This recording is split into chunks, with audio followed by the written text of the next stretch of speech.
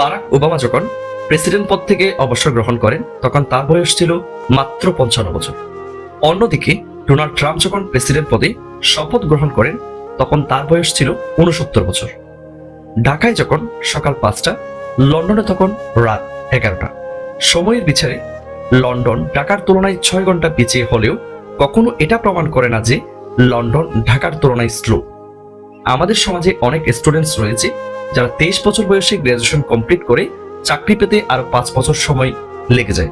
আবার এমন অনেকে রয়েছে যারা 27 বছর বয়সে গ্রাজুয়েশন শেষ করে ঠিক পরের দিনই চাকরি পেয়ে যায়। আপাতত দৃষ্টিতে আপনার হয়তো বা এটা মনে হতেই পারে যে আপনি কারো কাছ থেকে এগিয়ে কিংবা কারো কাছ থেকে পিছিয়ে, কিন্তু আপনার ধারণা ভুল।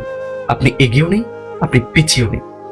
এই পৃথিবীতে সবাই নিজ সময়ে, নিজ অবস্থানে, নিজ গতিতে চলমান। আপনার পথ আপনার, অন্যের পথ অন্যের।